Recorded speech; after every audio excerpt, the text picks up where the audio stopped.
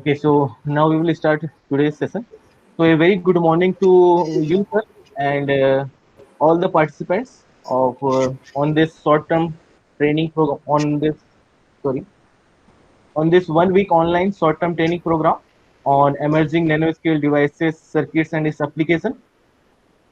So today's speaker, Dr. Mahesh Kumar, sir, with us. So we will start our session today, online session. Before first, I will give the brief introduction of Professor Mahesh Kumar sir. Then we will start our today's session. So thank you, sir, for accepting our invitation for giving the talk. Yeah, thank you very much. So Professor Mahesh Kumar sir has received MTech degree from IIT Delhi and PhD degree from ISC Bangalore. He worked at Central Research Laboratory of Bharat Electronics Limited, Bangalore, as scientist from 2005 to 2013. He has also worked as at University of Paderborn, Germany, as visiting scientist and University of South Dakota, USA, as base fellow. He has received INSA Medal for Young Scientist 2014, the MRSI Medal 2016, DAE Young Achiever Award 2016, and Research Excellence Award 2020 by IIT Jodhpur. He is also editorial member of Nano Express IOP Publishing. He is founding member and former chair of Indian National Young Academy of Science. He is also member of various program advisory committee of SERB and DST, and he has published more than 125 research articles. His research interests are focused on 2D materials, nanomaterials, sensors, semiconductor materials, and devices. So, I welcome you, sir, in this day two of short-term training program. So, over to you, sir. Yeah, thank you very much, and thank you for inviting me for this lecture. So today I am going to talk about the gate sensor, how these gate sensors are working, and Sir, your voice is not clear. not clear. Hello, hello. Yes, sir. Sir, you're not audible actually. Can you please adjust your mic? Yeah, just a minute, just a minute.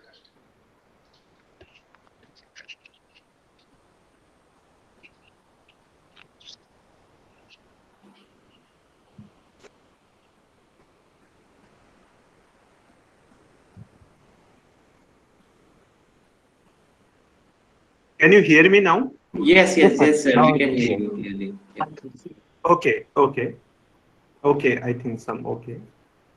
Yeah. So yeah, thank you very much for inviting me for this lecture. And I'm going to talk about the gas sensor here, how gas sensors are working, and how we can use basically our nanotechnology to enhance their sensitivity to reduce the operating temperature. So 1 minute, I will share the slides.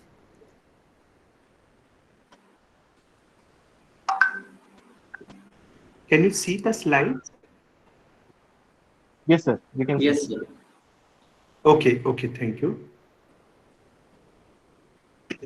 So I'm going to talk about the 2D materials. What are the 2D materials and how we can use for the gas sensing applications here. Uh, my research basically we are working on the 2D materials. We are working on the metal oxides, and we are also working on this gallium nitride high electron mobility transistor, and for different applications, for gas sensing application, water sensing application, and also we are using for the deep UV photo detector. So mainly our research group is focused on the material synthesis and then device fabrication for different applications. Today I am going to talk about one particular 2D material. That one is the MOS2 here. This one is the transition metal disulfide material. So by using this 2D material, how we can make the sensing devices. Another here, first one is the challenge, how to grow these materials. Then we have grown the different nanostructures. And these nanostructures, how they are playing the role in the sensing here. And another one is there because these mostly these gas sensors are working at the high temperature. So how to make them room temperature? Because always we are keeping them on, so the power consumption is very high. So we have used another, this one is the photo activation, and by using this photo activation, we have made the room temperature gas sensors here. So we can reduce the power here. Another one is there here by functionalizing. What are the another this one technique? By using that, we can improve their sensitivity and selectivity. So we have used here this defect engineering, and then we have again another 2D material is there. This one is the reduced graphene oxide is there. We have decorated on the on this MOS2 layer, and we have improved the sensitivity. Finally, if time will permit, briefly I will talk about the metal oxide based formaldehyde gas sensors, where we can use these gas sensors. This one is the one example of the VOC sensors here. So how we can make these sensors by using these metal oxide nanostructures. So if you talk about the air pollution, as per WHO, there are around 8 million deaths per year due to this one in-house or this one ambient air pollutions. And if we see in the air, this one pollutants inside this one contaminated air, primarily we have this one carbon oxide and nitrogen oxide. Also, we have the sulfur dioxide. So these are the three primary basically pollution elements here. And now here basically how to detect them. These are the secondary here. Also we call these are the VOC basically here, but their concentration is less. Mainly in the air pollution, we have carbon oxide, nitrogen oxide, and sulfur dioxides. Today I am going to talk about the nitrogen oxides, how to measure these nitrogen oxides by using the 2D materials. If we see what first we have to see this one, what are the sources. So main source for nitrogen oxide is the this one combustion engine is there. So when at higher pressure and temperature, nitrogen and oxygen both will mix and make the these nitrogen oxides. Then we have another, these are the basically natural sources. We have the forest fire, and here we have naturally formed in the places during the thunderstorm. Then also we get the this nitrogen oxide, but these are the natural sources. We don't have control on this one. Only we can basically reduce here in the vehicles here where this one is forming. So first we have to detect how much pollution is there, and then if suppose our car need the service or some replacement, basically we can decide this one how much should be the minimum emission level. We cannot completely basically avoid this one here,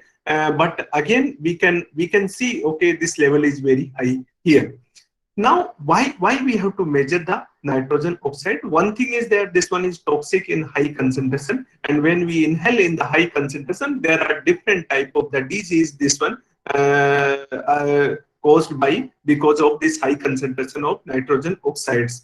Another here, this NO2 mix with oxygen and make the smoke here, and smoke in the Delhi or in the northern part here in the winter we have seen basically the reduce the visibility.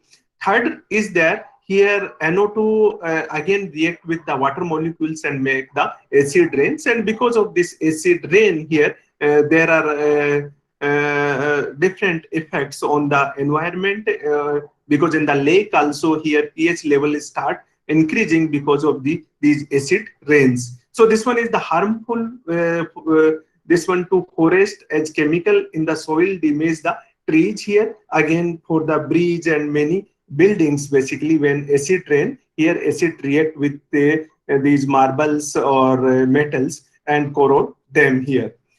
Now, how to test this one? One is there in the laboratory, we can do this one, but we need the real-time monitoring system here. Otherwise, by the GC, we can measure exactly how much pollution is there, but we need some real-time monitoring data. And whenever this one pollution is high or in the vehicle pollution is high, we get some information. So in this video here, if you see this one, I don't know why this one is not running. Just a minute. Yes. So if you see here, basically this vehicle is giving the this pollution under control certificate, POC certificates, and government basically this traffic police they trust on this one. Pollution is how much of this vehicle pollution is there. But if you see in this vehicle, basically they have never tested. They do the testing for others, but they have not done, and we can see how much pollution is there here. So if we can this one, if we can make basically small sensor and then we can connect similar to the GPS, for example, in each vehicle at the emission point, if we have detector, and then through the this one GPS data, if you can send to the RTO office or police, then we can stop such vehicles wherever pollution is the very high is there. Because all vehicles, they don't have this one, but few vehicles, depending on the time, depending on the service, pollution is very high, and then we can minimize basically here these pollutions here. Another one is there now in the higher this one cars, basically when we have to open the window, when the hybrid cars are there, so when basically these AC they have to take the air from the outside. If we have such sensors, we can get the information outside how much this pollution level is there. Then if that one is this one hybrid ventilation or mechanical ventilation is there, we can decide, okay, now the air is there, outside is the place, we can open the window and take the air. Or AC is basically they can take the air, and here we can make the environment clean inside the car here. So these type of the sensors we need here. So when we are making sensor, these are the basic characteristics basically here. These are the basic characteristics when we are making any type of the sensor. So one is that here, whatever this one physical phenomena is there, here our sensing response should be high. Again, the stability with the temperature, our sensing response, whatever quantity we are measuring, that should not change with the temperature. We should get the fast response within few seconds, so we can do the real-time monitoring. Room temperature operability here. So mostly these sensors, gas sensors, because this reaction is taking place at higher temperature. So working at higher temperature, 250 or 300 degrees centigrade. But if you can reduce the operating temperature, we can reduce the power consumption, and that maintaining is also easy, because in the many wherever toxic gases are there, we cannot flammable gases, or we cannot use basically these high temperature sensors here. Again, the low power consumption should be there, good reversibility, high sensitivity should be there, and should work in the humid sensor, because mostly these metal oxide sensor also sensitive to the humidity, and when humidity is changing, basically their sensors background here resistance is also changing here.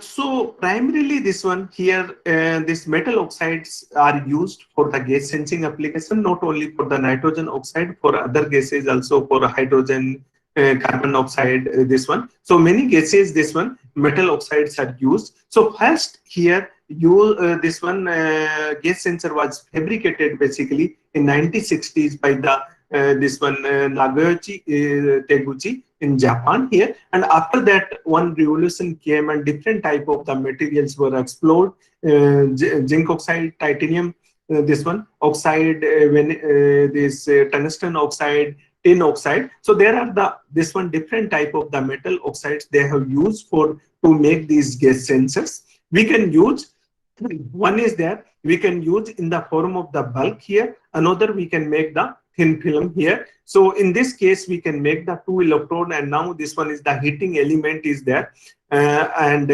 basically we can make these sensors.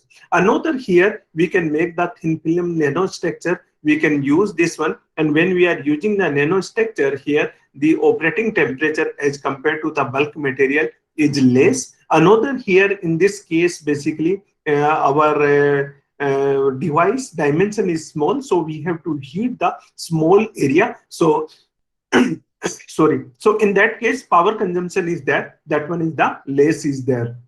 So here maintaining this one by using the MEMS technology, we can fabricate the micro heater, and then on the top of this one, we can fabricate here.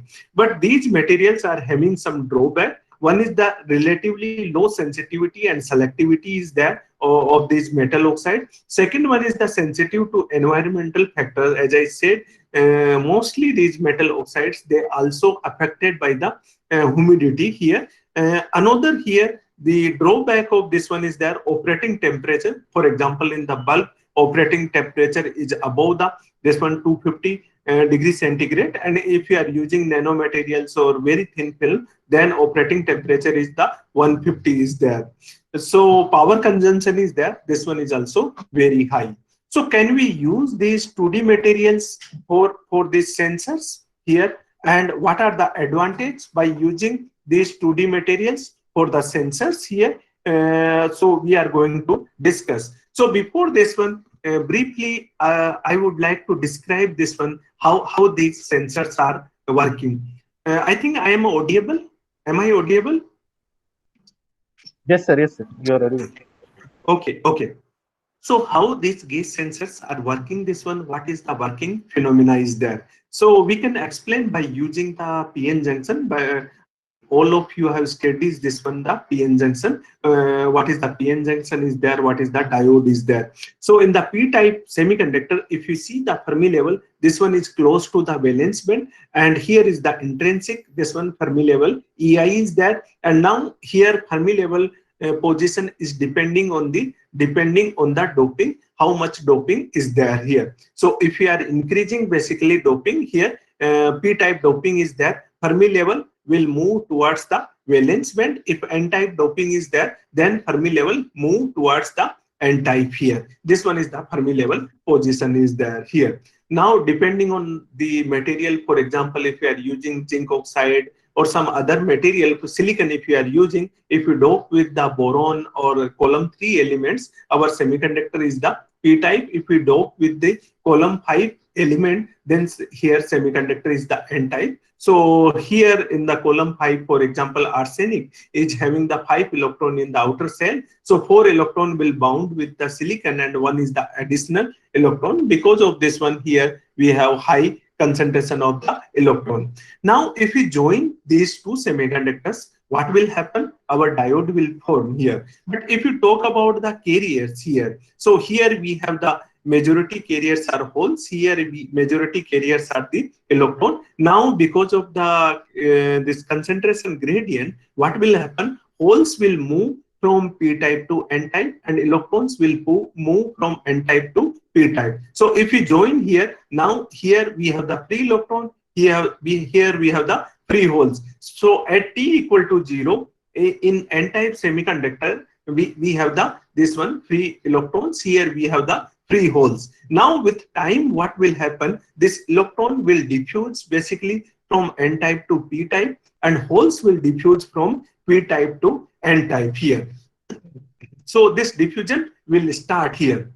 And now when these electrons are diffusing here, these are the immobiles ions, because electrons are leaving this one, these atoms. Here this positive ions will form. In P-type semiconductor, negative ions will form because holes are moving this one. That means here we get the negative, this one charges. We call these are the negative acceptor ions. Here is the positive donor ion is there. This one is after some time, and finally we will get the steady state. When we will get the steady state, we get the ions here, positive ions in N-type semiconductor, negative ion in a P-type semiconductor, and the depth of this one P-type and N-type ions is depending on the carrier concentration. How much is the carrier concentration of our N-type and P-type semiconductor is there. So this region,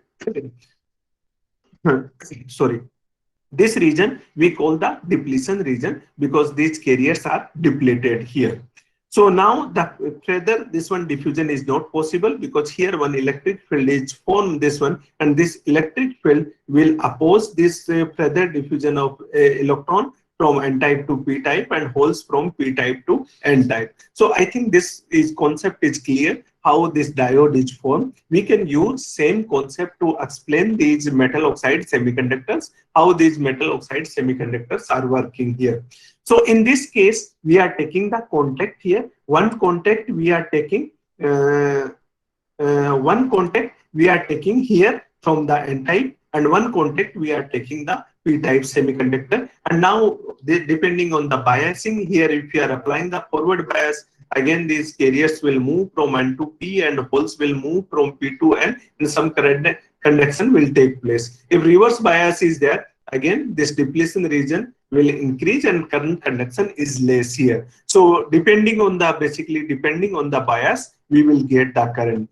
But suppose if I will take the contact from like this one, because here your contact is here, we are depositing the metal, here we are depositing the metal. But if I deposit here metal here, and if you take only one type of the semiconductor, suppose this one is our n-type semiconductor is there, and we have deposited the gold on the top, and here we have deposited gold at the bottom. Now in this case, how much is the basically resistance is there, or how much is the basically resistance is there? We can calculate simple by Ohm's law. R equal to rho upon L is there here. So rho is the resistivity of this material, is depending on our carrier concentration, how much is there. L is the length, and A is the cross section area of this electrode. So by using this one simple equation, we can calculate R equal to rho L upon A here. Now we will get the resistivity. Suppose we are changing the dimension, this resistance will change. Otherwise, this resistance will not change. This will be the constant here. And because we are not changing the doping here, otherwise our resistivity is there. This one is the material property, and depending on the material here, depending on the doping, but our material is also constant. So simple, by using this one in the wire also we can calculate, here also we can calculate by simple this one, R equal to rho L upon A is there. So if you, I request participants, if you have any doubt, you can stop me and you can ask me this one. If something is not clear, no need to wait for that, this one, end of the lecture. You can, in between, you can ask me here. Okay, so now suppose hypothetically, if you bring one p-type semiconductor near to this one n-type semiconductor, what will happen here? Now, in the terms of resistance, will this resistance will increase or decrease here?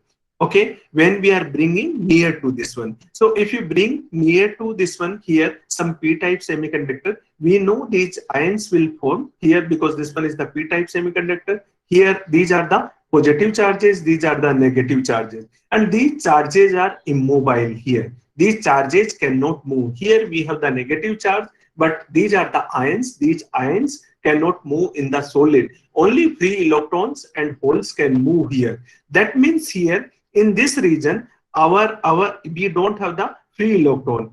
If we don't have the free electron in this case, that means carriers cannot move from this region. And what will happen? Our cross section area is there. Now that one is less. So in this case, cross section area is A and length is L. So here also length is same, but cross section area is there. This one is reduced from A minus whatever this one region depletion width is there. Suppose this one is the small del A is there. So A minus del A is there. If this cross section area is reduced here, so if cross section area is reduced here, our resistance will increase here. This resistance is there, this one will increase. This one is the simple concept is there. By using the PN junction, we can explain. So if you take one type of the semiconductor, now hypothetically, if you bring some another semiconductor material, your junction will form, and because of the junction, now resistance is there, this will increase because cross section area is there, this one is reduced here. So by using this one, simply we can explain how gas sensor is working. Now what is happening in the gas sensor? Here what we have done, we have brought this one, we brought this p-type semiconductor hypothetically. But suppose here some gas molecule is coming. If some gas molecule is coming near to this one, what will happen? If some gas molecule is coming, then here if this gas molecule is taking electron from this one, when this one is taking the electron here, now the depletion region is forming here. So when same in the gas molecule, in the gas sensing, what is happening? This depletion region is forming, and when this depletion region is forming, because of this depletion region here, what will happen? This cross section area will decrease and resistance will increase here, depending on the your gas. Basically, in some gases, in oxidation or reduction is there. Some gases basically, when these gases are highly electronegative, taking the electron and making the positive ion. In some case, basically giving the electron, then conductivity will increase here. So delay we can increase, and then resistance will decrease. So depending on the type of the semiconductor here, also depending on N type or P type semiconductor is there. So this one is the gas sensing phenomena is there. Now I will come on the 2D materials. Why we need the 2D material? Because our bulk material is there. By using this bulk material, if you are getting the gas sensitivity here, if you are getting the gas sensing here, why we need the 2D materials? So here, the first concept is that if you talk about the general concept, if you reduce the dimension, what will happen? If you confine the dimension, mobility is low. That's why, for example, criminals we are putting in the jail, because we are reducing their mobility here. So when we are reducing their basically dimension here, what is happening? Mobility is less. This one is the general concept is there here. So sometime this one, whenever if you reduce this one, we are getting the confined area. That means our mobility is less here. For example, in a house, in the lockdown, you are inside the house basically. So our mobility is less. Otherwise, we can go outside here. So in that case, mobility is high here. So this one is the general concept is there here. To reduce the mobility here, we have to confine the area. But electronic concept is there. That one is totally different here. So when these electronic materials, if you reduce the dimension, because of the confinement, their mobility is high. And when their mobility is high, basically mobility is deciding your your device speed here. If you want the faster devices, mobility should be high here. So in this case, in electronic materials, basically our mobility is high, because when we are reducing the dimension, by reducing the dimension, their mobility is there. This one is high, and because of this high mobility, we get the high response. Basically, we get the faster response. So by using the 2D materials, one thing is that one is here we can enhance their response time. That means we can get very fast the signal from our gas sensing sample, and then we can measure here. Another, this one is the first reason our device will be the faster, and this one device is faster because of this one, because in the 2D materials or in nanomaterials, we have confined the area. Electron can move in the, for example, sorry, if you are using some nanomaterials here, nano wires, that means we have defined the limit. Now our carriers can move only in one direction, not in other direction, because mobility is high. So because of this one here, the mobility is high. Another one is there here. We can explain in the terms of the sensitivity, how much is the sensitivity is there. So suppose this one is the our bulk material is there, and now carriers are moving here. You can say from here to here, electrons or holes are moving. Now suppose some sensing this one element is coming near to this one. Now this sensing element impact will be on the surface. But suppose carriers can move from the bottom. So overall the impact is that this one is the less here in the bulk material. When we are using the bulk material, thin film or some bulk, this one material, in that case here the sensing response is less here. But if you are using 2D material, what is the 2D material? That means these materials are only in 2 dimension. In the 3rd dimension, basically their dimension is very small. For example, graphene, MS2, all these are the 2D materials. That means carriers are free to move in the 2 direction, but they are confined in the 3rd direction. In the 3rd direction, electron cannot move freely because we have only this one single monolayer or few monolayers here. So these electrons cannot move in the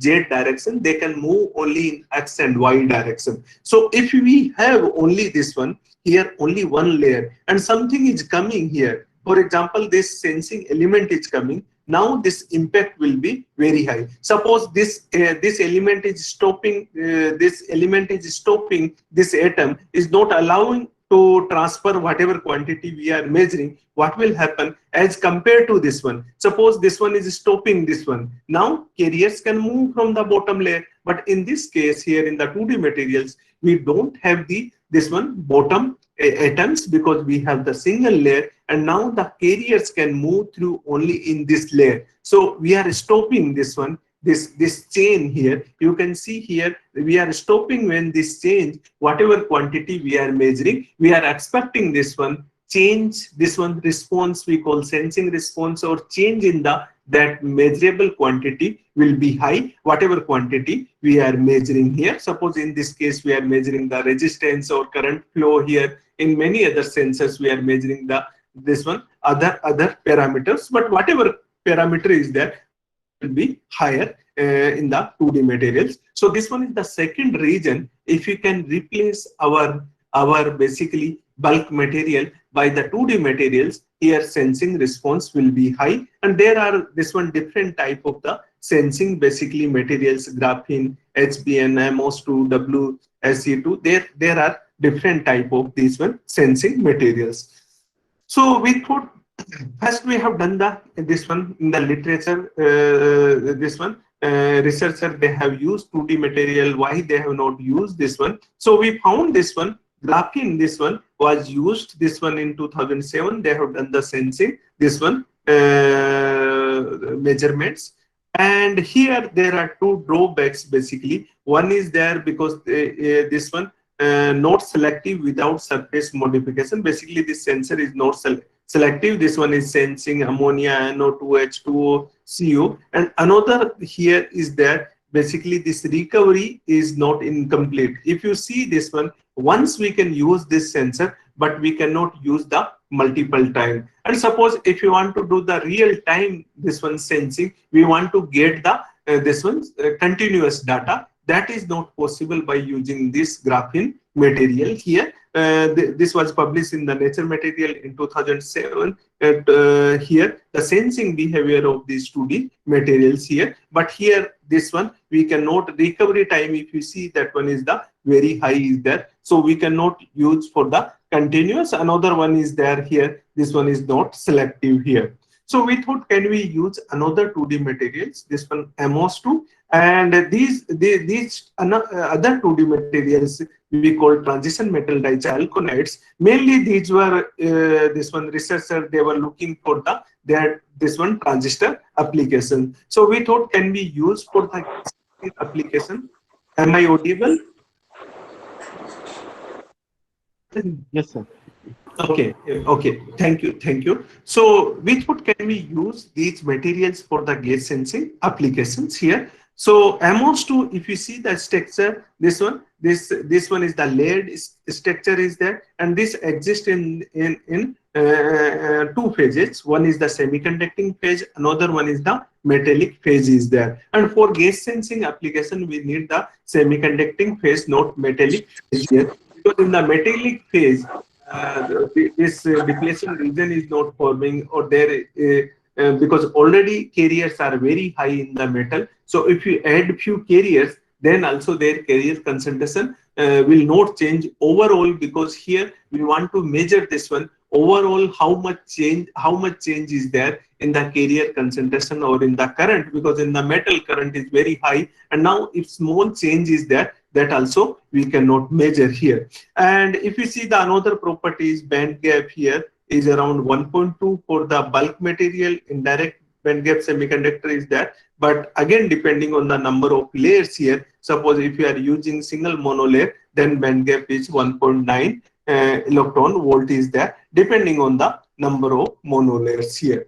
These are the other properties here. Mobility is also this one is good basically here. and not this one like graphene here, but as compared to the other semiconductor, these properties are good here. How to measure these 2D this one 2D layers? So we can do the Raman spectra, and by using the Raman spectroscopy, we can find out this one how many number of layers are there. There are the two active modes here in Sir, the your Raman. voice is breaking. Hello, Your voice is breaking, sir. breaking. Just a minute. I think connection is okay.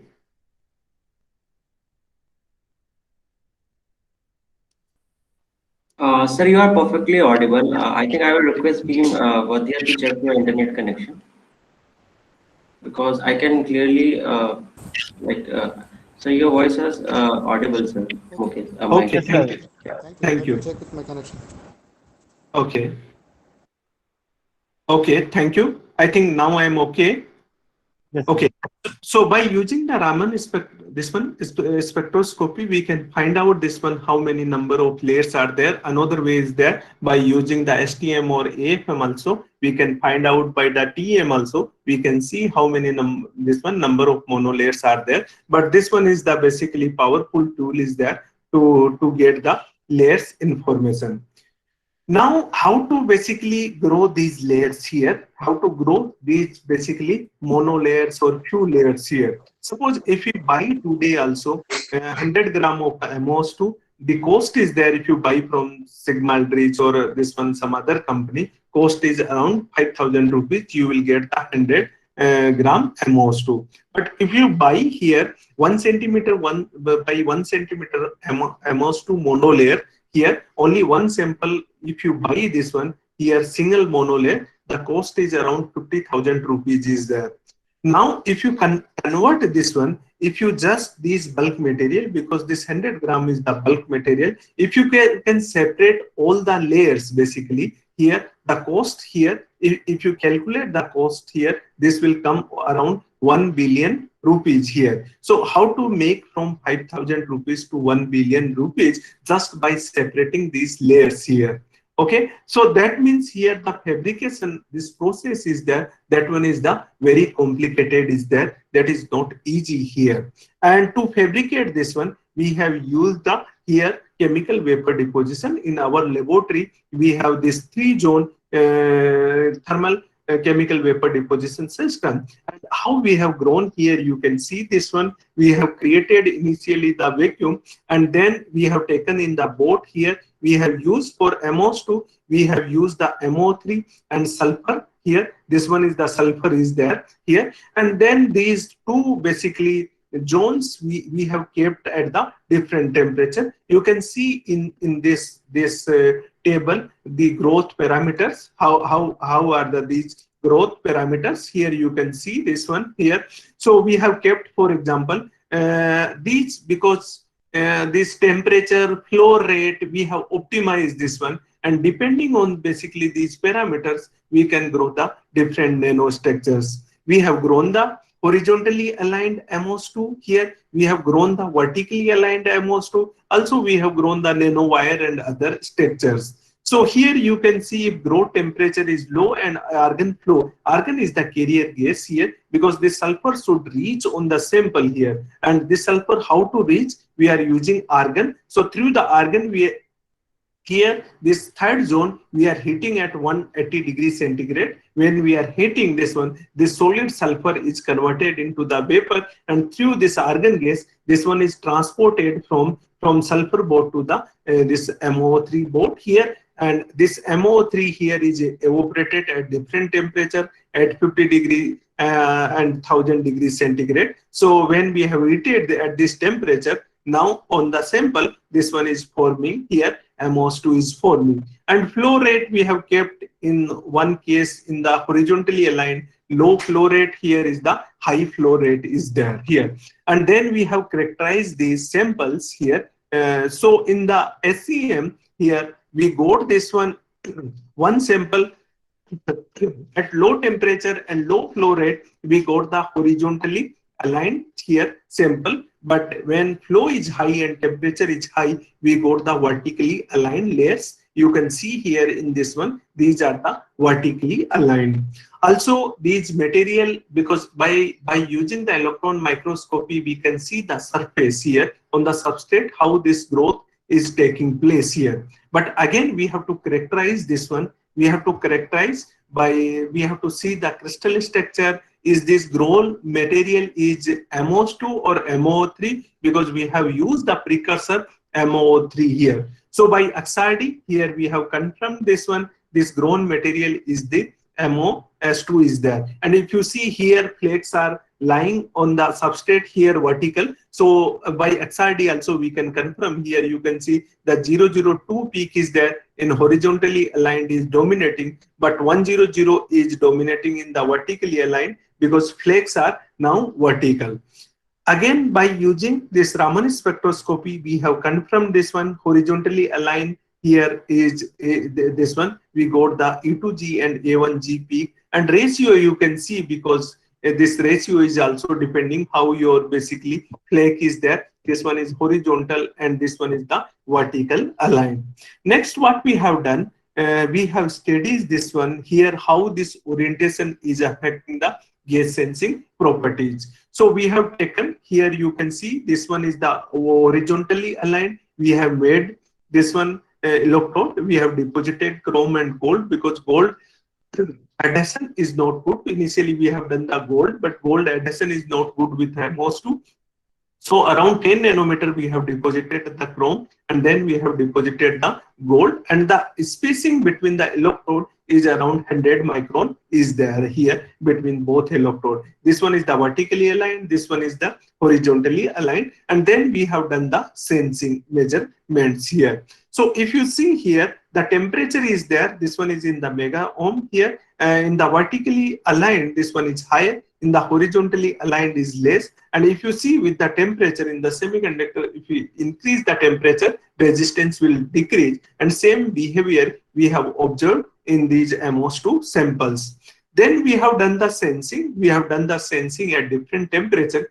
As I said, this one, because these gas sensors are working at the higher temperature, generally 250, 300 degrees centigrade. But when we have done, our sensor is able to detect this one low concentration 1 ppm or 5 ppm at low temperature. Basically at room temperature also we got a very good response. You can see in the blue color here, 50 ppm, 20 ppm, 10 ppm, 1 ppm here. So easily we can measure this one. This one is the change in the resistance, how much change is there. We call this one is the relative response is there. So here is the resistance in air minus resistance in the presence of gas upon resistance in air here. So by using this formula here, we can calculate how much change is there in the resistance, and we define, basically we call this one is the relative response is there of the sensor here. So you can see here we got very good response here. But what is the drawback? This sensor we can use at the room temperature, but drawback is that recovery is not there. Suppose at this point we have removed the gas, but the sensor is not recovered. Here is also not recovered. Here is also not recovered. That means this sensor we cannot use for the practical application. Only once we can use this one, but we cannot use for the multiple times. So that means we have to integrate with this heater, and we have to make basically here practical sensors. So then by the external heater we have given the temperature. We have given 50 degrees centigrade. Again, this one is also not reversible here. When we have given 100 degrees centigrade, we got this one complete recovery. So at least this sensor we have to use at 100 degrees centigrade. If we are going at 150 degrees centigrade, slightly this one sensing response is also decreased, because when we increase the temperature on the surface, what will happen? Desorption will also start here. So because of this slightly high desorption here, if you see 150, our change in the resistance is less as compared to the 100 degree here. So here we can use basically at 100 degrees centigrade this sensor for the practical applications here. This one is for the vertically aligned. Here is for the horizontally aligned here. So we got almost same response here. But if you see here, minimum we have detected 5 ppm. If we are going below 5 ppm, change is the small is there here. And now if you compare their sensing here response, how much is there? If you see here, particularly at 100 degrees centigrade here, how much relative this one sensitive response is there. So if you are increasing the temperature, sensitivity decreasing, but same time we have to optimize sensitivity and reversibility. How much reversibility is there here? Because sensor should be reversible, so we can use same sensor for the many times here, and we can do the real time monitoring here. If we compare here, suppose here highest response is that this one is around 25, this one 25% is there, but in this case for the same condition response is close to 50. So that means here just by this one growing the vertically aligned these plates here, we can improve the sensitivity. We can enhance the sensitivity by almost double here in this case here in the vertically aligned. So here one conclusion is that here your vertically aligned flex are giving higher sensitivity, or you can say almost double sensitivity as compared to the horizontally aligned here. So then we have studies. Another one is this one is the basically here sensing response. Now is the selectivity. For the selectivity, we have taken the many gases, for example, CO2 in the same environment, H2S, NS3, CH4, all these gases, hydrogen, we have taken, and we found our sensor is only this one sensing NO2 and slightly NS3. But in NS3, the change in the resistance in opposite direction. So from this sign, easily we can make out this one, our this one targeted gas is NO2 or NS3 is there, because here response is in the opposite direction. Also we have taken this one NO2, we have taken the 5 ppm. Other concentration, we have taken the higher concentration, this one 100 ppm, this one. So as compared to the NO2, these values are negligible. Slightly some response is there from NS3, but this one is in opposite direction. So easily we can make out this one. And these are the basically defined limit is there here. How much is the ppm level for NO2, S2S, NS3? These are the this one. By the international authority, how much should be the in the environment.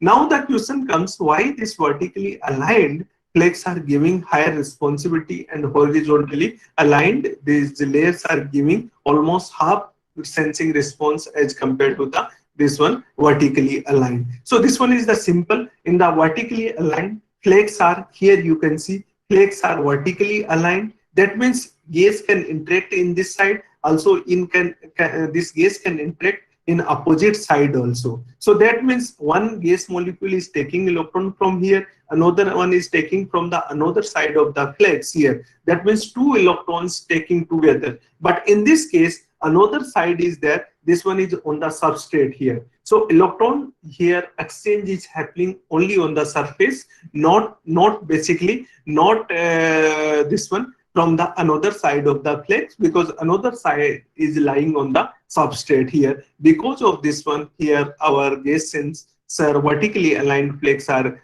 giving higher sensitivity than the horizontally aligned. And for more detail, this one you can refer this paper here, and nanotechnology in 2018 we have published.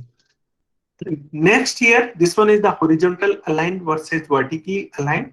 And then we thought, can we grow some nanowires here? So we have played with the growth kinetics. And what we have done in this case, we have used another small tube inside basically this one, inside this one CVD system. And we have created this flow, we call the turbulent flow is there. So suppose here, if we create some basically obstacle, this one, what will happen? Because gas flow is going, argon flow, and because of this obstacle here, this will here, this flow will be the turbulent flow is there. And because of this flow, we got the nanowires here. Same material we have used, also we have optimized this pressure. So little bit we have created the higher, basically higher this one, the sulfur temperature around 200 degrees centigrade. And here you can see this flow is the turbulent flow is there. So by using this one turbulent flow here, we can create the nanowire. Again, we have characterized by the electron microscopy, and we got here, these are the nanowires here,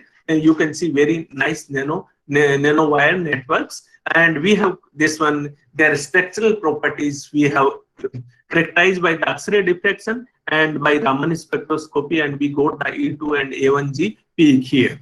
And then similar to the horizontally and vertically aligned flakes, we have again fabricated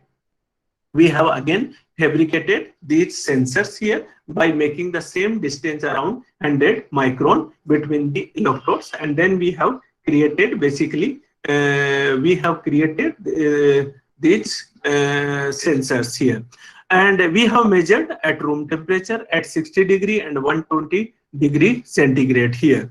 And if you see the here relative sensing response in at the room temperature, this one we are able to detect 1 ppm, but only the issue is the recovery here, because when we are removing this gas, sensor is not coming in the initial stage here. But at the 60 degree centigrade, we got this one, the complete recovery. That means this temperature is lower than the 100 degree centigrade. And 120, we have done this one. Again, when we are doing this one higher temperature, if you see as compared to this one, response is less, because at higher temperature, what will happen? These gas molecules from the substrate will start the desorbing. And because of this high desorption rate here, the change in the resistance is small here. That means sensitivity is small here. So here you can see this one different. These are the experimental data. Also, we have fitted this one here. So this one is at the room temperature. Okay, response is good, but 60 degree is the better. But if you are going again higher temperature, that one is less than our room temperature data is there here. So here the optimized temperature is the 60 degree centigrade is there, and as compared to 150 or 250 degree centigrade, maintaining 60 degree centigrade is easier here. Response time here, sensor will give the response within 16 seconds, and the recovery time is there. That one is the around 172 seconds is there. So next here we have proposed the mechanism here why this this heating basically, or you can say the thermal activation, is giving the higher sensitivity. So initially what is happening, this one is the nanorod. Now oxygen, because in the environment we have oxygen, so oxygen is dissolved on the surface, and now when we are exposing NO2, only few sites are there. So at room temperature only few sites are there, and when there are only few sites, basically these NO2 will take electron only from this one, and because of this one our depletion region is that will be the small here. But in this case what will happen, in this cable here you can see this one is the depletion region because of the oxygen ion, this one is the depletion region because of the NO2. But now at 100 degrees centigrade, this oxygen is there basically on the surface, adsorbed oxygen is there, this one started desorbing, and now we have the more sites, basically three sites where NO2 can adsorb on these nanowires. And when NO2 can adsorb on this one, can dissolve at a higher temperature, NO2 can adsorb on these sides and will make the more changes basically. So as compared to this one, change in the response or change in the resistance is higher. Another here, because if you see in the geometry, here, these are not the single nanowire is making the networks here. So here you can see, because of this one network here, one junction potential is also forming, one depletion region is there, and in the presence of the gas this junction potential is changing, that is modulating here. In the absence something is different, in the presence here is something is different, and because of this one here is also the barrier. When carriers are moving from one nanowire to the another nanowire, here is the barrier is there. So now the conduction is there, decided also by this barrier here. Now here, whatever this one we have fabricated this MOS2 nanowire or vertically aligned, we can use for the here sensing measurements. But how we have done, we have used the external heater. But when we are making the complete system, we need the heater. And in these here, we cannot use the MEMS heater. Reason is there because this MS2 growth temperature is high. MS2 layers are growing at higher temperature. These are growing basically at above at 150 degrees centigrade. And if we fabricate, for example, platinum micro heater or some other micro heater that can sustain maximum 400 degree or 350 degrees centigrade. Above that, we cannot do the growth here. So that means we cannot grow by the CVD. And for the 2D material, CVD is the best technique is there.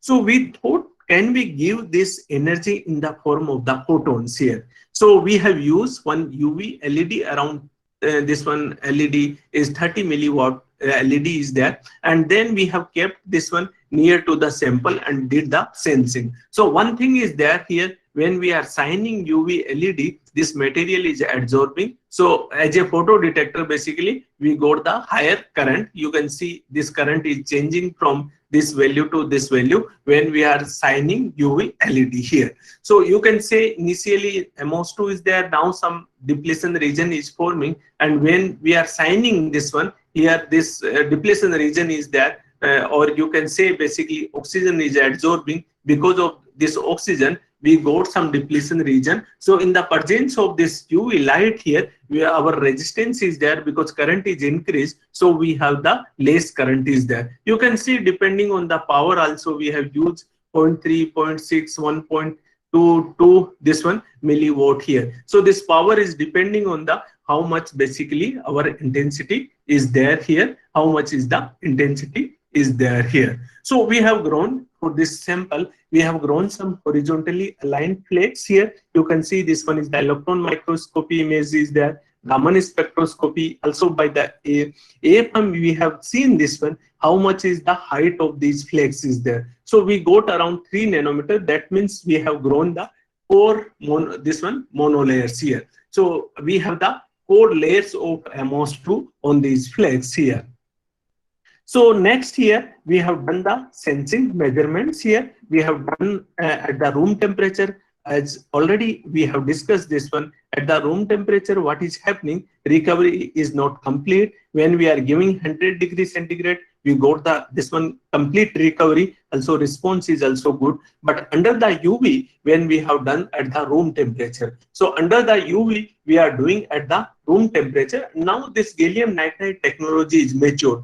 You know, in house everywhere we are using this gallium nitride LEDs, and these LEDs we can use for the longer time here. Okay, so here instead of this heater, if you can use LED and this sensor, then we can make this complete system. And if you see the NO2 here is the ppm level, here is the response is there 100 degree. As I said, when we are heating this one, some desorption rate is there. So here this sensing response is decreased. Here at the room temperature, issue is the this recovery issue. But here under the UV, basically we are getting higher response. Here one thing, we are getting the higher response. Another sensing response is also good. And if you see, this one is the very nice on-off ratio is there. When we have exposed our device in NO2 environment, when we have removed, again we have exposed. So that means our this device is the stable device is there here. We can use for the multiple time here. Now the one more factor is there. That one is the response time. How much is the response time is there here. So we have measured, for example, at room temperature, this is not complete recovery is there, but this one is the constant after 250 seconds here. But this one is not complete recovery is there here. But 100 degrees centigrade, this one is the complete recovery. And if you calculate this one, how much is the response time is there? Around 71 seconds is the response time is there. And under the UV light, basically response time is 29 seconds. That means sensor is faster under the UV light, this one compared to the this one thermal activation here. So here another advantage is that by using this photo activation, we can make basically faster devices. This one is the second advantage here of the 2D materials by using the photo activation.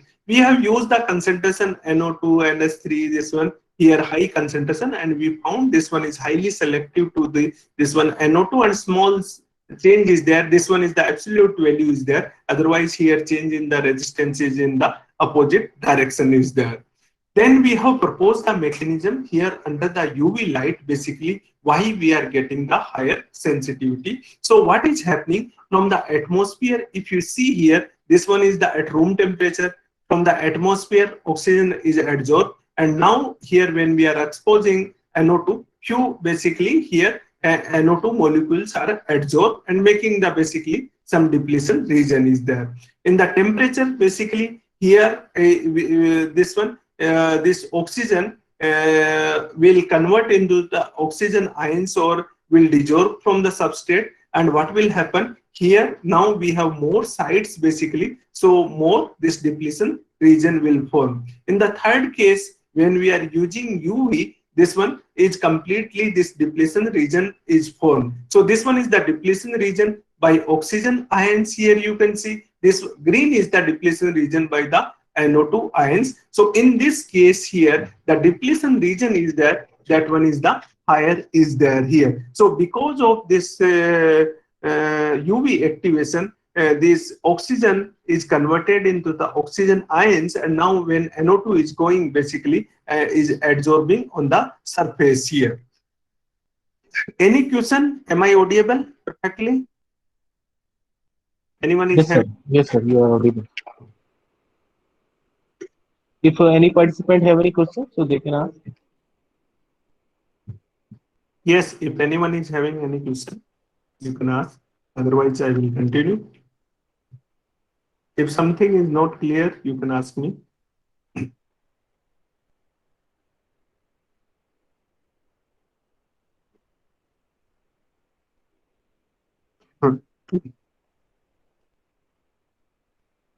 Okay, if no question, then I will continue.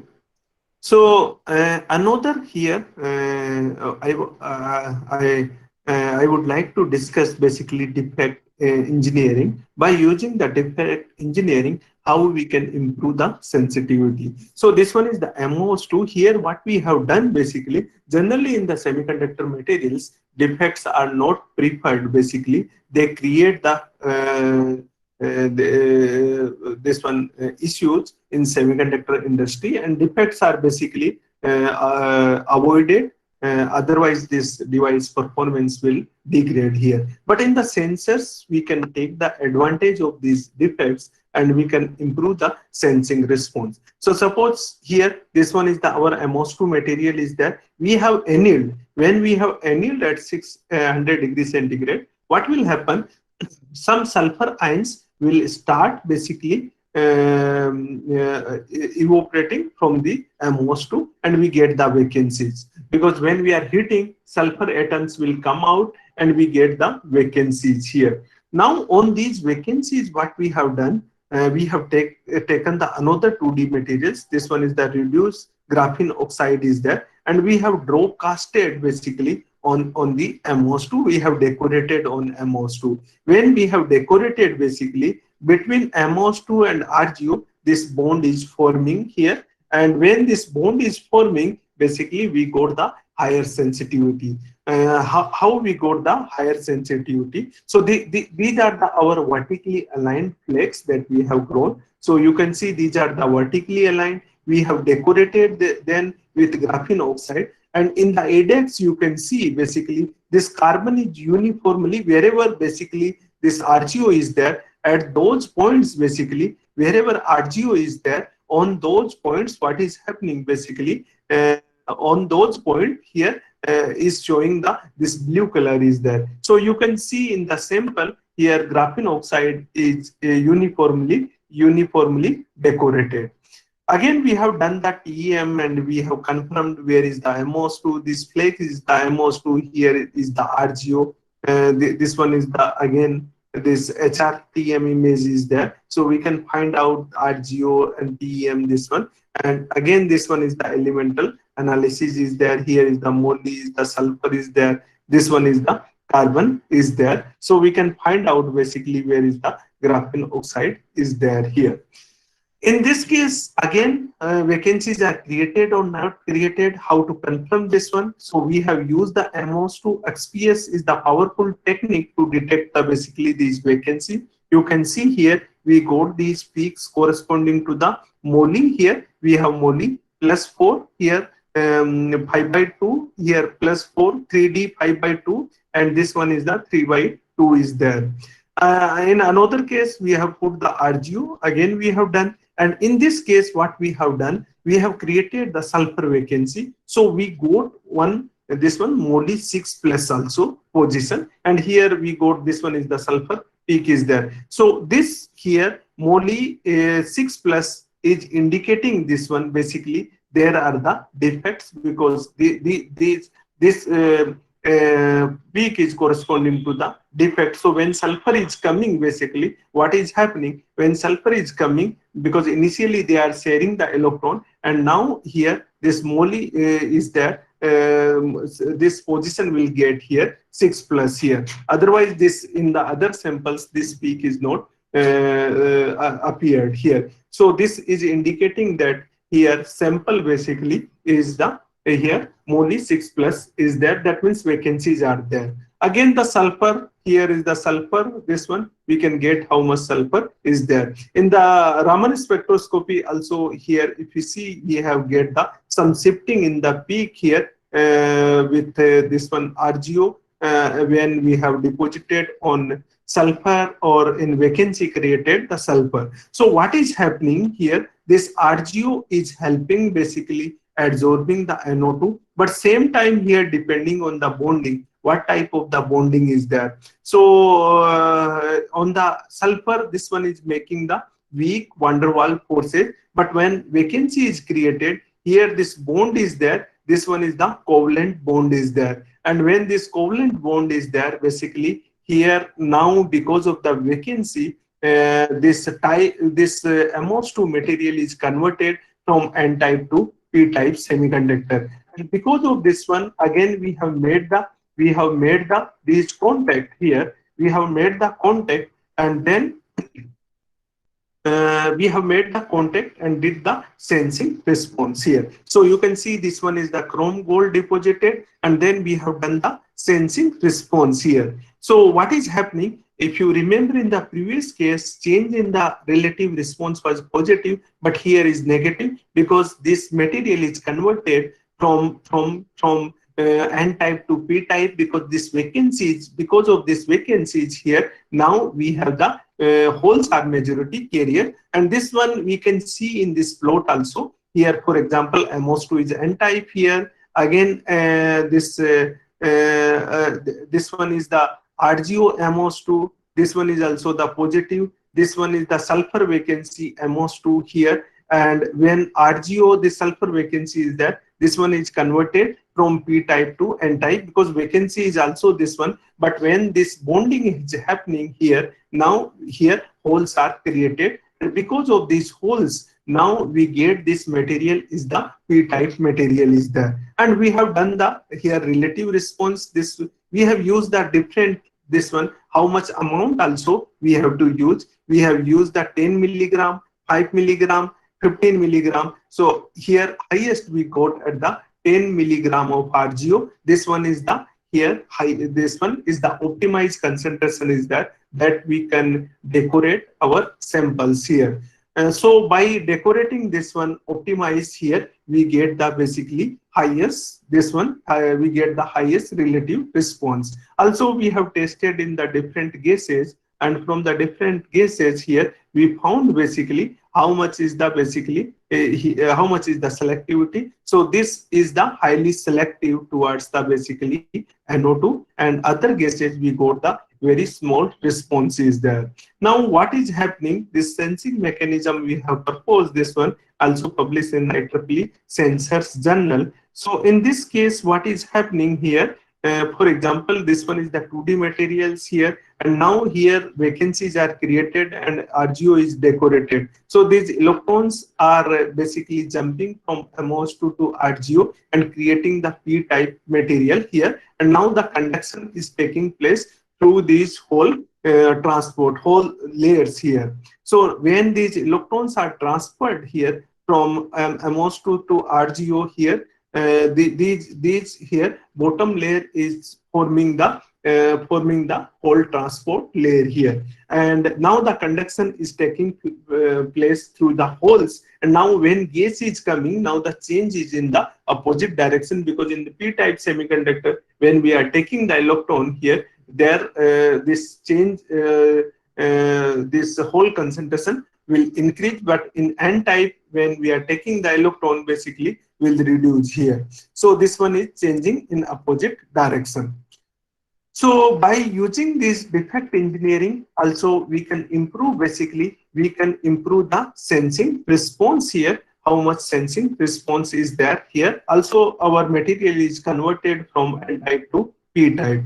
Also we have grown different type of the structure, we have played with the different geometry, and you can see the growth optimization, how we have used the different basically flow change. And in this case, what we have done, we have grown the MOS2 and MOO3 hybrid structures here. So you can see these are the nice nanoflowers. Here you can see the higher magnification image, and here you can see this one. Here is the high magnification image, and in this image, if you see inside the flower, we have something. Here we have some material. Here we have some material. Here grown material. So what we have done, this one, we have done the, basically we have made the sensor. Before that we have done the X-ray diffraction and Raman spectroscopy, and in the both we got here, our material is there. This one is not the MOS2 material. This one is having the combination of MOS2 and MO3. Also we got these peaks. This peak is the MOS2 peak. These peak are the MO3. That means inside the sample we have the both materials. We have MOO3, also we have MOS2, but we don't know exactly where is the MOS2 and where is the MO3 is there, because Raman spectroscopy and X-ray diffraction is giving the average information of the sample. Okay, somewhere is the MOS2, somewhere is the MO3, but they are not giving the exact information where is the MOS2 is there and where is the MO3 is there. We have done the cathodoluminescence mapping for that purpose. In the cathodoluminescence, similar to the photoluminescence, in the cathodoluminescence, we have to excite basically these electrons from valence band to the conduction by beam by the electron beam, and then we can measure, basically we can measure the here these peaks. So you can see here inside the flower we get the MO3. Here MOS2, here also we have MOS2, but this one is the MO3 is there. So that means inside the flower we have MO3 and outside we have the MOS2 here. And this data we have published in the advanced materials interface here. Again, XPS is also giving the combined information. Only cathodoluminescence is giving the information exactly inside the sample where is the MOS2 and where is the MO3. Based on the band gap, we can make out this one. Next, we have made these sensors, and you can see MOS2 is not giving the complete recovery at room temperature, but in MOS2, here MOS2, MO3 hybrid, this one, we got the complete recovery. So that means here junction is forming between MOS2 and MO3, and MO3, this one conductivity is higher, this behave like a metal here. So we got the higher response, very good, this one. This repeatability also we got here, and then we have proposed the mechanism. This one is the selectivity. Again, selectivity is also good here. This sensor is highly sensitive to NO2, NS3, and this one is the lace is there. Then we have proposed the mechanism. What is happening between MOS2 and MO3? One heterojunction is forming here. So this one is the heterojunction is there. And now when we are exposing this heterojunction in the presence of NO2, this barrier is changing. So initially, for example, before NO2 barrier is less, now barrier is the high is there. That means change in the resistance is higher. the change in the resistance is higher basically in NO2 here. So now we get the higher change here in this case here, and then we can calculate basically how much change is there in the resistance is depending on the here NO2 concentration. But by using this combination, we can make the room temperature gas sensors. Do you have any doubt? Anyone is having any doubt so far? Hello, Hello, hello. hello. Yes, sir, I have a question. Yeah, please. The sir, when we use a plasmonic sensor like surface plasmon resonance based sensor, so Yes, we generally use some different kinds of laser in incident light source. Like yes, yes, in some paper, some authors use quantum cascade laser for the detection of carbon dioxide gas, and in some paper I have seen that helium neon laser source is used. So how we can predict that which kind of laser source, incident light source we use for any particular gas? no, actually, that is depending on the absorption spectra, in which region basically your gas is absorbing. Accordingly, we have to take. For example, if you are using the gold, this one nanoparticles, in that case, we have to use the in the 550 nanometer is the absorption is there little bit we can change.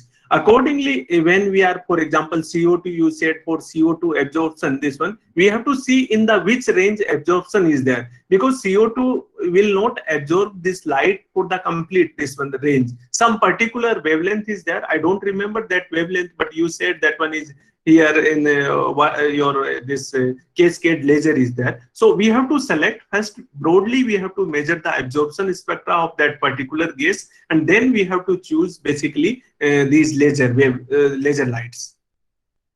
Okay, sir.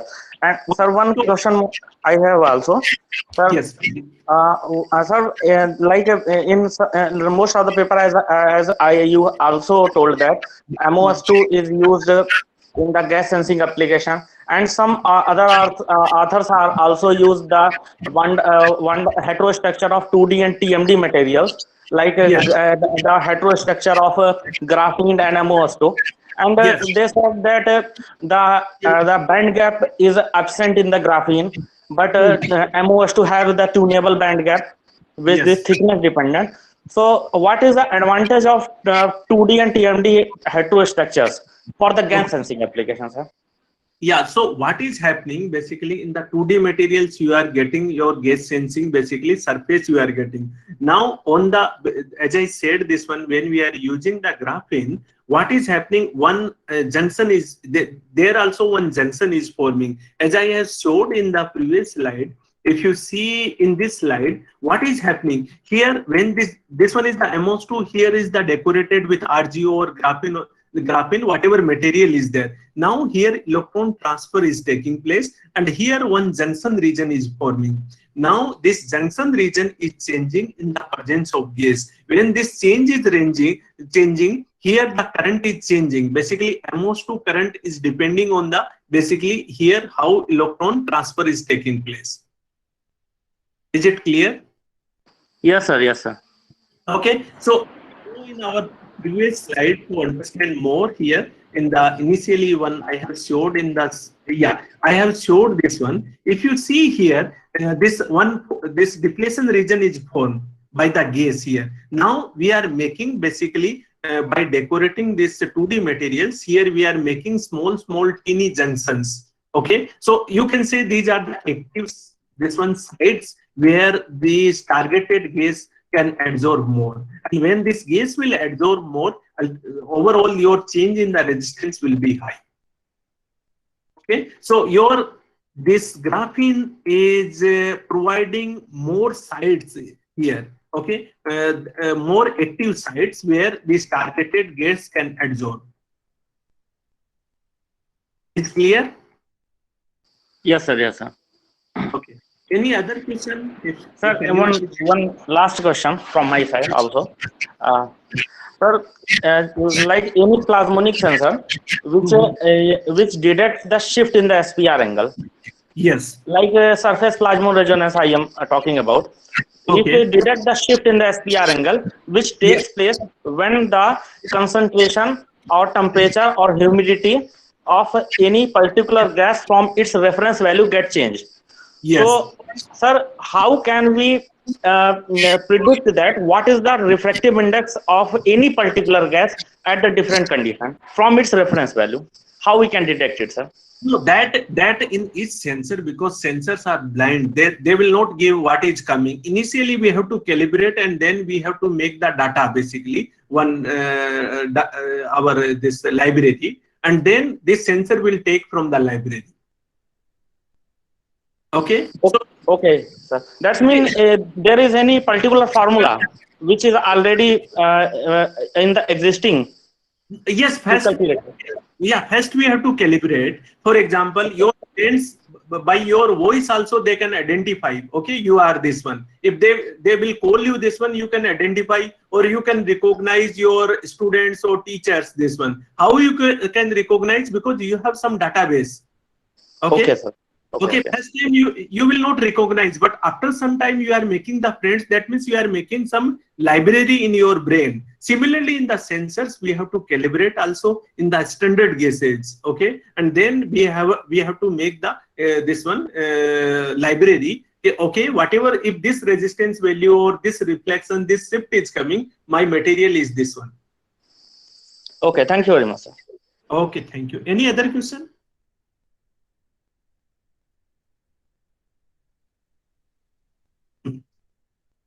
If anyone is having.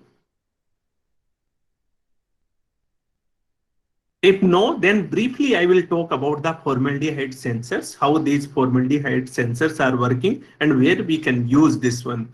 For example, I am from the IIT Jodhpur, and in the Rajasthan is the desert area. We don't have nearby here the water sources. We are getting the fish from Gujarat or some other regions. Now, what they are doing, this fishermen, they are using this formalin basically to keep these seafood fresh for the long time, because some transportation time is also there. Again, if these vendors cannot sell in 1 day, 2 day, or 3 days, by using this formalin here, they can keep for the 10 days. Now, as a customer, how to identify this one? How to identify this fish is fresh or this one is the formalin treated fish is there? So ultimately here, how to identify this one? Because this formalin is the toxic for the our health. So how to basically identify this one? And in the media, this one is the social issue is there. In the media, we are getting in the different this one here formalin is the killer, silent killer. Also, we can call this one mainly in the Bihar, Jharkhand, and different basically coastal area is there. This problem is the more, because in some time they get the stock and now they cannot sell this one, so they use basically these chemicals here, this dishonest, because as per the government this one is the banned, but this dishonest sellers, what they will do, they use this formalin, and when this formalin is there inside, basically this will make the formaldehyde is there. So how to make basically sure this one, this fish is the fresh is there, any seafood, not only the fish is there, they use in the all seafood here. So what we have done to make these sensors, we have used the conventional sensor to make this product. We have used, you can see as I have showed, this one is our sensor is there, this is the platform is there. Here this is the this nichrome wire is there, basically heater is there, and here we have two electrodes, and then we have deposited this zinc oxide here. So zinc oxide we have deposited by the this pulse laser ablation method. So by the here this is the target, and then when we basically here sign a high energy photon source, or you can say the laser, this material will start the evaporating, and we are keeping this sensor near to this one, so deposition will place. Here you can see this one is the deposition is there.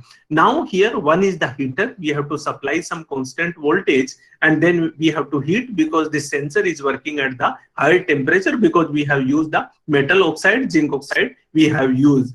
We have calibrated our heater how much voltage we have to apply. Suppose sensor is working at 100°, then we have to give only 2 volt. If sensor is working at 250, we have to give the 4 volt. Otherwise, we have to give the 5 volt that we can calibrate by the IR sensor. We have detected how much is the sensor temperature is there.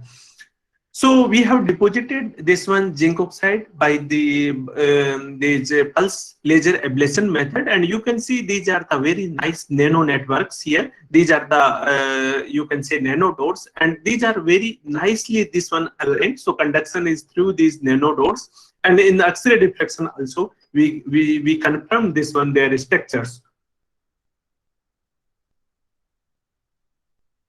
Next here, what we have done, we have taken these piece and then we have treated, basically we have put the formalin and then in this chamber we have put some pieces of this one here formalin, and then we have tested basically how much change is there in the resistance. So by using this formula we can calculate basically here is our sensor. You can see this is the sensor and inside we have kept basically this formaldehyde and then we have done the testing here. So you can see at low temperature here response is low, but when we are going temperature above around 300, response is very good. So that means this sensor is acting at 300 degrees centigrade, and now we can easily measure this ppm level of formaldehyde. How much ppm level is there here? So we can measure 50, even below this one. Here we can measure basically by using this one. So in this case, low detection limit is there. This one is the 50 ppm is there. So in the fish, basically we can put this one cut here, and now the formaldehyde, because if this fish is treated by the formaldehyde gas is there, basically this volatile organic compound is there here, this will start coming out here. This gas, we can take our detector and we can test is this fish is formalin treated or not here. Here you can see the mechanism here, how this mechanism is taking place here. So now from the atmosphere, zinc oxide is absorbing the oxygen on the surface. Now this formalin is there, this one SCHO, this one is reacting with the oxygen, making the water molecule and CO2 this one, and giving this electron back to the semiconductor. And when this one is giving back to the semiconductor, here resistance is changing. Whatever we have seen the change in the resistance, that one is because of this one formalin here. Now what we are doing this one for the real-time monitoring this 2D materials and this metal oxide sensors, we are connecting with through this one IoT board, Arduino board here. So we can supply some constant voltage, then heating will take place here, and then we can connect, basically we can measure the resistance here, how much resistance is there. So by this we can measure, and then by the Wi-Fi module we can send to the cloud, and then we can connect with our mobiles here. So we can do the real-time monitoring. For example, in the city pollution is there, or in each vehicle pollution, how much level of pollution is there, we can detect this one. So by using this one here, IoT enabled this air quality monitoring architecture, we can connect all these sensors and then we can get the city pollution level, or each vehicle we can take this one. So with this, I would like to summarize my talk. We have grown the 2D materials here. These 2D materials, MOS2 mainly here, and then we have made these NO2 sensors. We have improved their sensitivity, selectivity by varying their orientation, their nanostructures, introducing defect engineering, heterojunction, MOS2, MO3 heterojunction. Here also by using this sulfur vacancy in RGO, we have improved the sensitivity. And photo activation is another alternate method is there. By using this one, we can fabricate the room temperature sensors. We have demonstrated also recently this one formaldehyde sensor. For more detail, basically, you can refer our 2 papers in transaction, IEEE transaction on electron devices. We have published this one here on the formaldehyde detector. Still, we are working on this one here to file a few patents. This one we are making the complete system. So this 2D materials work is done by the Rahul and Neeraj. This one, both the last year they have graduated, and now Surjit is doing basically this formaldehyde work. And for the funding agency, I would like to acknowledge SCRB and BRNS. Basically, they have funded for this project. And this one is the IIT Jodhpur beautiful campus is there. Whenever you get the chance, this one after this COVID era, please visit here to institute. We have a beautiful campus. And with this, I would like to thank organizer for inviting me this one. And if you have any question, basically you can ask. Yeah, thank you, Dr. Sumit Kale, for inviting me for this lecture. And I hope the students they have enjoyed. And if you have any doubt, please feel free to ask me. You can write me later also if you have some doubt. I am happy to help you this one. That's all from my side. Thank you, sir. If any participants have any doubts, so they can ask now.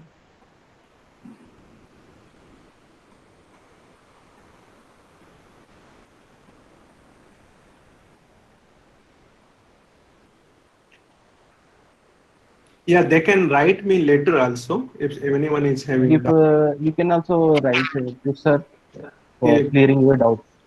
Yes, yes.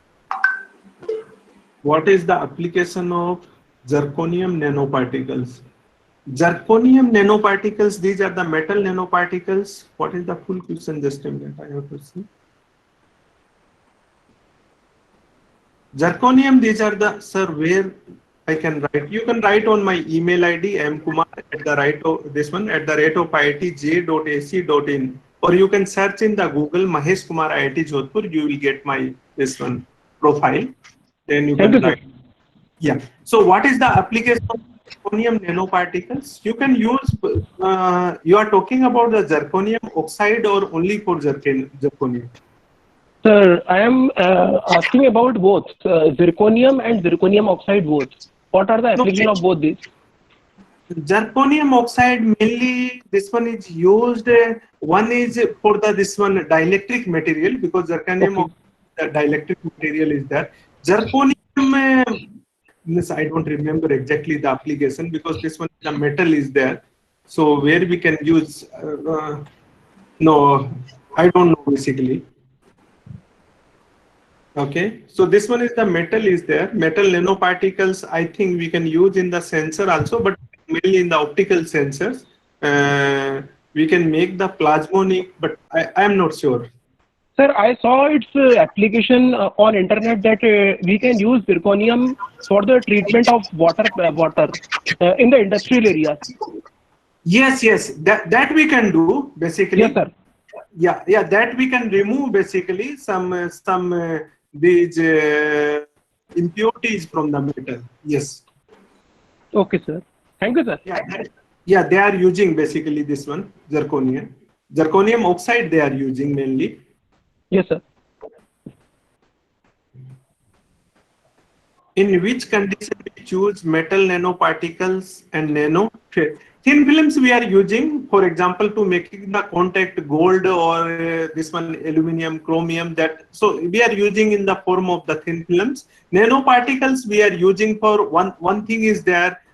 For some biological application, another one is when we are removing the impurities as this one when we are removing from the water impurities we can use. Is there advantage of the nanoparticle over the thin film? Yes, definitely. Because in nanoparticles your aspect ratio is high, so wherever some chemical reaction is happening, for example, if you are using only the thin film, your reaction will happen on the surface, but nanoparticle is there. In that case, basically your reaction will happen from all side here. So overall your aspect ratio will increase. That is the advantage of the nanoparticle. Another advantage is there in the metal nanoparticle. For example, when your dimension is below the de Broglie wavelength is there. Okay, in that case here some that is called the I think Kubo band is there. So band opening will also start this one. So for many applications we can use this. One is the effect is there.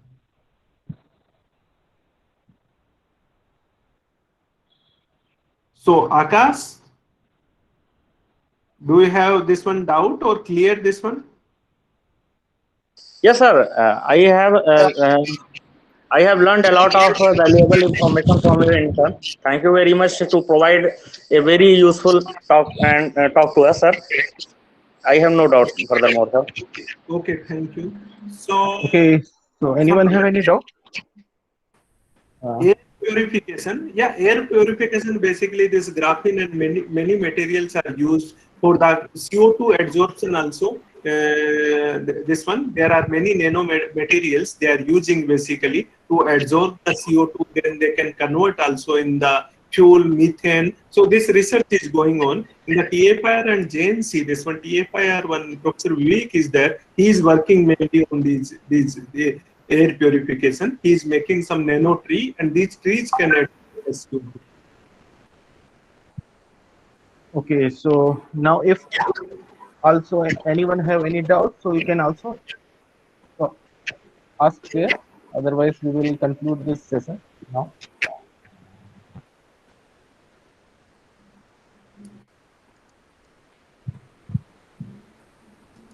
Okay, sir. I think no one have any question.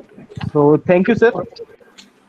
Detailed, starting from scratch and very valuable talk on the 2D material-based gas sensor.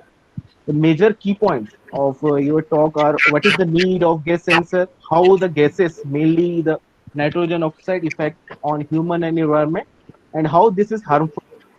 And you have also described mainly the growth of sensor by chemical vapor deposition. You have also described the characterization, fabrication of the device, sensing device for this M2 based sensing device. You have also described the drawback MS2 base gas sensor, and you have also given how we can detect the formaldehyde, and you also the selectivity of gas sensor, the sensing behavior, sensing mechanism, sensing performance, advantage of this 2D based gas sensor, and how the other gases, this 2D based gas sensor, mainly the MOS2 based gas sensor, will detect other gases.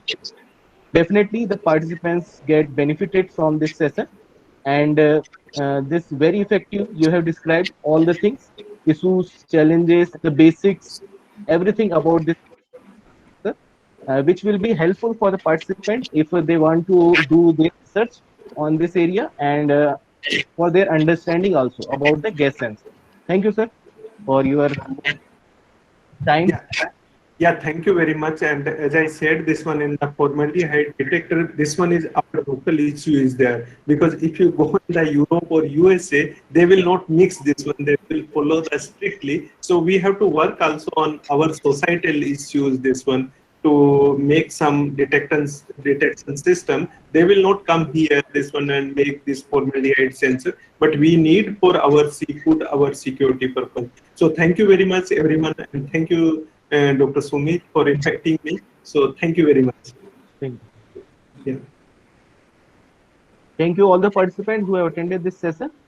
So again, we will meet on 3 p.m. on the next session, afternoon session. You can leave now.